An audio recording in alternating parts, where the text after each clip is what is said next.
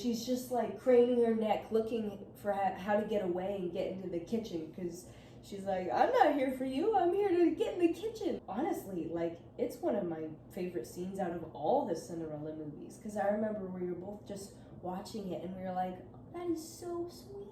This very old-fashioned take on Cinderella was actually pretty surprising.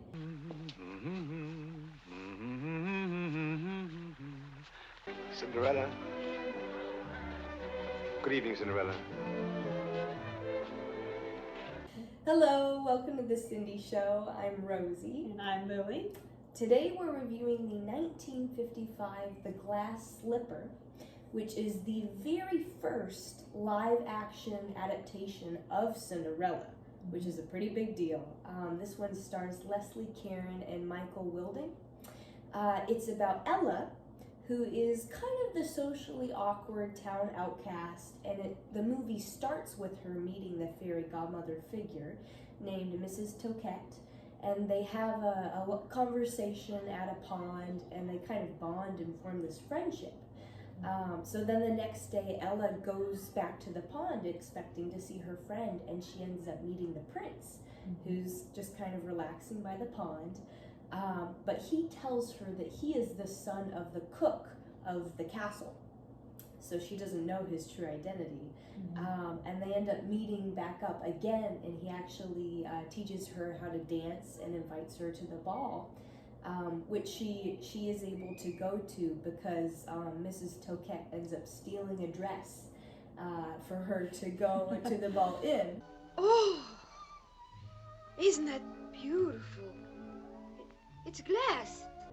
And it's at the ball that the prince reveals his true identity. And then, of course, she dashes off at midnight, and the rest is kind of your typical Cinderella movie. They end up getting together. But there were some things we really liked about this one. Yeah, so comparing this to the animated version, which was the first one that was done in 1950, just 5 years prior, they gave the prince little to no lines. Yeah. And he basically wasn't a part of the story, really. Like, the story was more about Cinderella and her friendship with the mice and everything, and like, you know, it really wasn't much, there was no character development with the prince. But for this, they really fleshed out the character of the prince. They made him much more personable and much more likable. And it was really sweet. Like the connection that he had with the Ella figure, when he taught her how to dance. I'll show you. Come here. Minuet. Right foot forward.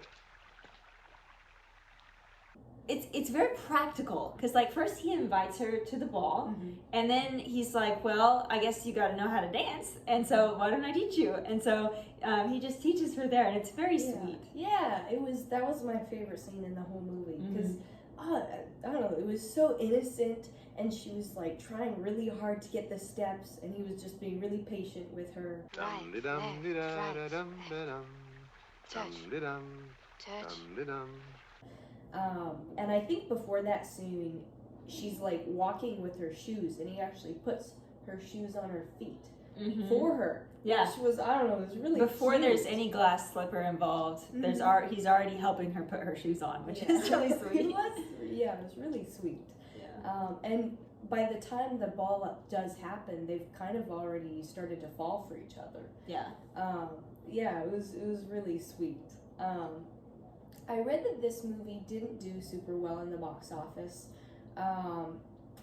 and I'm guessing because the animated version was such a big success, I'm guessing it was a lot to live up to. One thing I didn't like about it, though, is there was a big age gap between the two actors, Ella and the prince. Those two actors, it was about 20 years. Yeah. Which is big. Yeah. It's kind of similar to the 2008 Another Cinderella Story with Selena Gomez and Drew Seeley, how that age gap felt really uncomfortable. This one, it was pretty obvious. Yeah. So I would have liked that for them to maybe not have such a great age gap.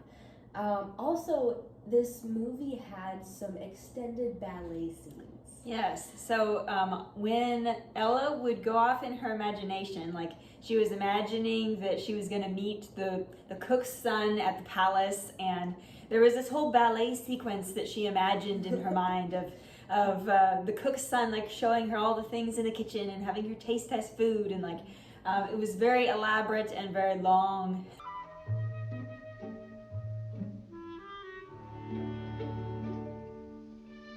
Very long. I think there were 2 ballet scenes, and oh my goodness, they were just so long. I didn't care for that. Yeah. So that it was kind of hard to get through those. Yeah, that and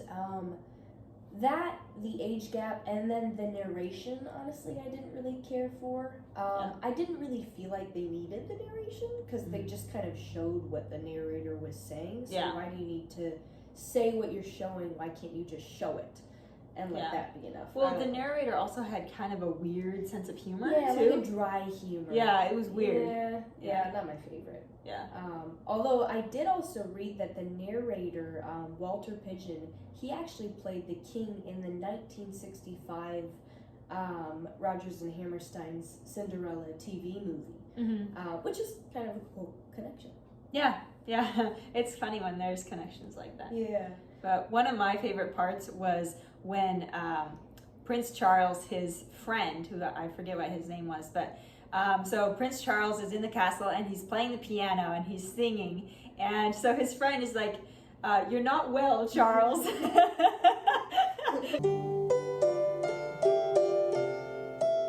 You're not well, Charles. You're not yourself. Because Prince Charles was like all lovesick and like Singing about how he was in love with Ella. Yeah. And So, like, not well, Charles. So I was laughing really hard about that, and I was like, I gotta talk about that because that was really funny. Yeah, that was funny.